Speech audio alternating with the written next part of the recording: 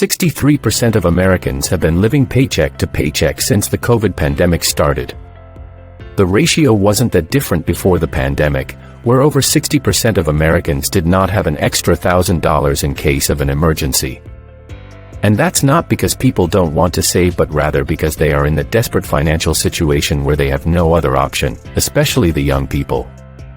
You get out of college, and you already have a huge burden on your shoulders, student debt, that will most likely keep you in that poor financial position, no matter how hard you work.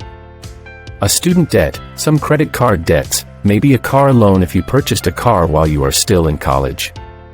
The question is, how are you supposed to build wealth when every passing day that you are not paying your debts are growing? And if 2020 taught us something, nothing is guaranteed. You can graduate with a $200,000 degree and yet you won't find a job because the world is changing.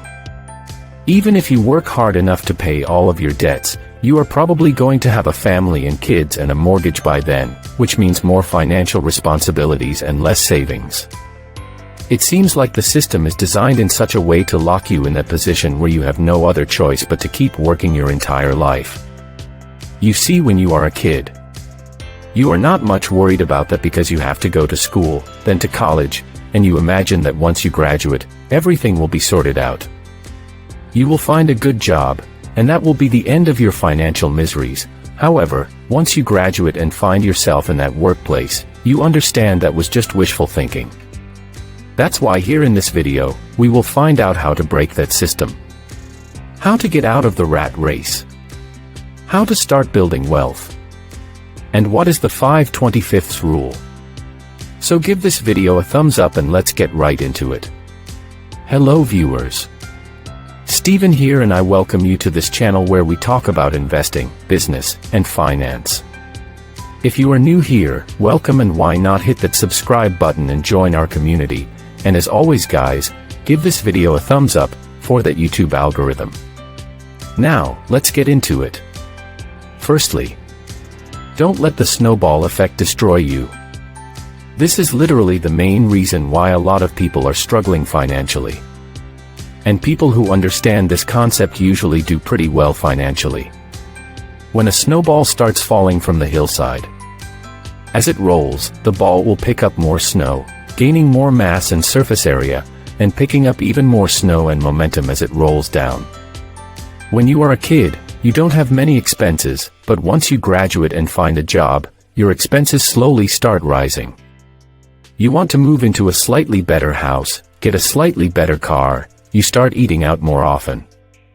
As long as you can afford that, that's not a big deal. Right? However, what happens usually is that your income doesn't always rise as much as your expenses, so you are forced to get a credit card debt, which is not a big deal, but then you get into a second debt, then a third, and at some point you find yourself in a station where no matter how hard you work, you just can't pay your debts. While you are paying one of your debts, the second and the third are rising day by day since it accumulates interest like a snowball effect. Your debt is simply getting bigger and bigger day by day. So if you are in your 20s, don't get into unnecessary debt, and if you are already in one, getting rid of your debts should be your first priority. Secondly, follow Buffett's 5/25 rule. This exercise is simple but very effective. It is practiced by the legendary Warren Buffett, who built a net worth of around $100 billion without inventing anything. Says a lot about the effectiveness of this rule. Over his career, he has made consistently great decisions that brought him to where he is now. Take a piece of paper and write down the 25 most important things you would want to accomplish in your life. It doesn't matter whether it's career goals, traveling around the world, or learning a new language. List all the 25 things in order of importance. If it's something super important, let's be number 1. If it's the least important, let's be somewhere down the list. And then circle the top 5 most important things. Now the question is, what are you going to do with the remaining 20 things that you did not circle? That's the challenge. Most people try to balance all these things, which is one of the main reasons why they can't get out of the desperate financial position. Everything you didn't circle just became your avoid at all cost list. No matter what, these things get no attention from you until you've succeeded with your top 5.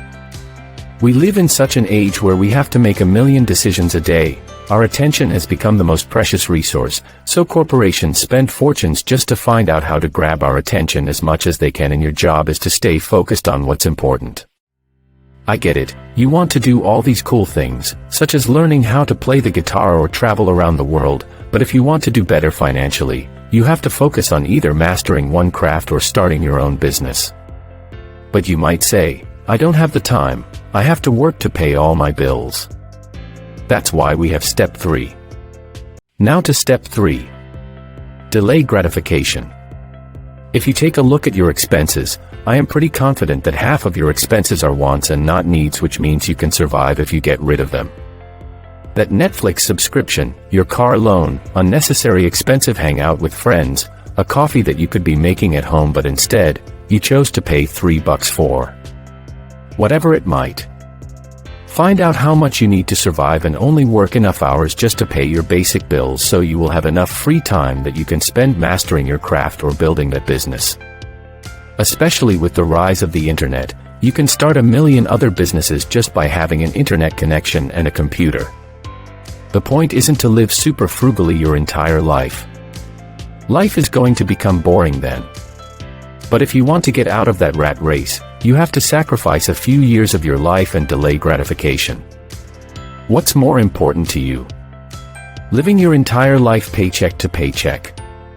Or living frugally for a few years and escaping that rat race for good? Or you can do it the other way around, where you will work at least 12 hours a day for a few years but spend a minimum amount of money while saving most of your paycheck for a few years until you have saved for at least 12 months of expenses. Then you can use that money to invest, which is why you need step number 4. Step 4. Focus on finding one great opportunity. Let me ask you a simple question. What do you think is the best investment you can make? Real estate? Stock market? Cryptos? The answer is simple: the best investment you can make is the investment you understand. It's not just about understanding how the stock market works, or being qualified for a mortgage or anything like that, but rather being so good in that field that you can spot a lifetime opportunity. Remember, you just need to be right once. You don't have to predict the next trillion-dollar company, the next Bitcoin, and the next real estate crash. All you have to do is be so good in one field that you can clearly see how this particular technology or a company is going to dominate a certain industry and go all in. $1,000 invested in Bitcoin in 2016 would be worth around $148,000 today. This means if you invested in Bitcoin just $7,000 in 2016, you could be walking with over $1 million today. That kind of opportunity one I'm talking about. Those who understood cryptocurrencies better than everyone else had a clear idea of how they're going to change the world. The same goes for the stock market or the internet, or the real estate. It doesn't matter. The next opportunity is right around the corner. All you have to do is be so good in that field to be able to spot. Step 5 and final step.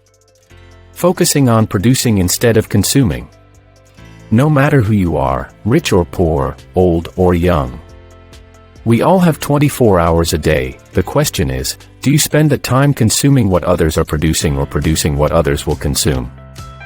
Those who contribute the most to society are making the most of the money and vice versa. People who make Netflix shows probably make more money than those who binge watch them all day. People who sell online products are making more money than those who use their credit cards to buy these things.